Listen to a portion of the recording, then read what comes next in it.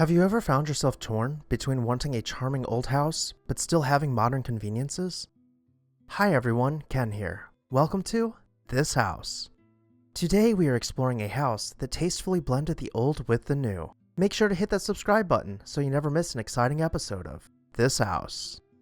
Eleanor Widener was born into money, and like many wealthy families of the time, her family boarded the Titanic for its maiden voyage, never to return, just months before her wedding to Fitz Eugene Dixon, an avid collector of stained glass. Despite losing her family, the wedding continued as planned, taking place at her uncle Joseph Widener's house, Linwood Hall. Joseph felt compelled to look after his niece and gifted the newlywed couple a historic mansion sitting on 114 acres, which adjoined to his property. The 1867 mansion was named Elkins, and had been built in the Italianate style for Jay Cooke, a prominent financier of the Union during the American Civil War. The mansion boasted 52 rooms, the drawing room being said to have ceilings that were twice the height of normal rooms. The conservatory grew matured rubber plants year-round.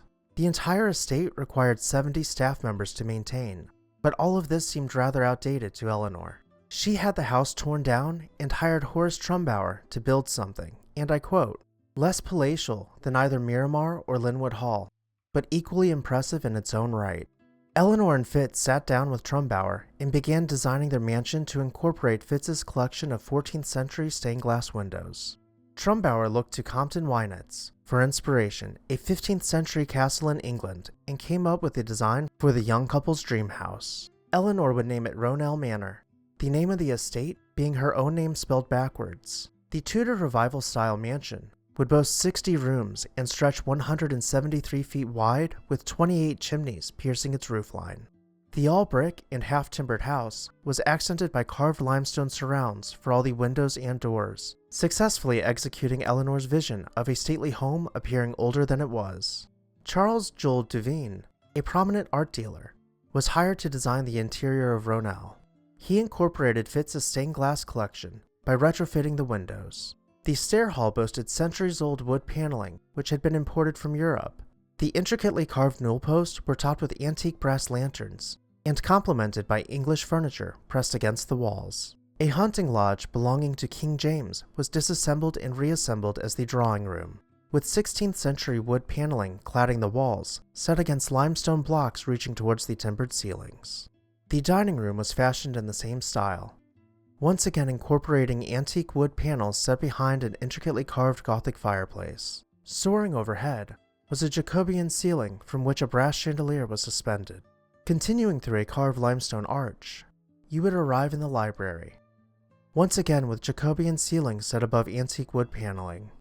Floor-to-ceiling bookshelves contained a vast collection of rare books, with ample seating area for entertaining the most academic of guests.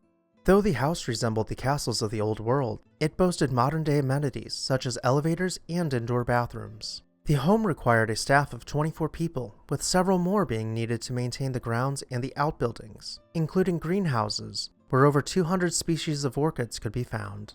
Other outbuildings included a garage, a servant's house, a butler's cottage, and a tea house, all carefully designed by Trumbauer to enhance the old-world charm of the estate. Though the couple had created their own slice of paradise, Eleanor and Fitz divorced with Fitz leaving the house. Eleanor and her son Fitz Jr. remained in the house for a short while before having several of the rooms disassembled and reassembled at their new house known as Homewood.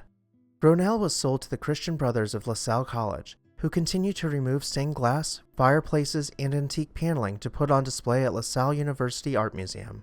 Frederick Sidney Eden documented the entirety of Fitz's stained glass collection in a book called The Collection of Heraldic Stained Glass at Ronaele Manor, Elkins Park, Pennsylvania. The university sold the property in the 1970s, and despite its designated historic status, the developers demolished Ronaele Manor. Thankfully, many of the interior features have survived to this day and can be seen in various museums and mansions around the United States. Thank you all for watching. I really hope that you enjoyed this video. Make sure to hit that subscribe button so you never miss an exciting episode of This House.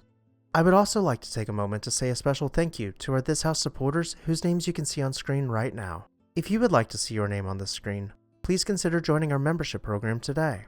I'll see you next time on This House.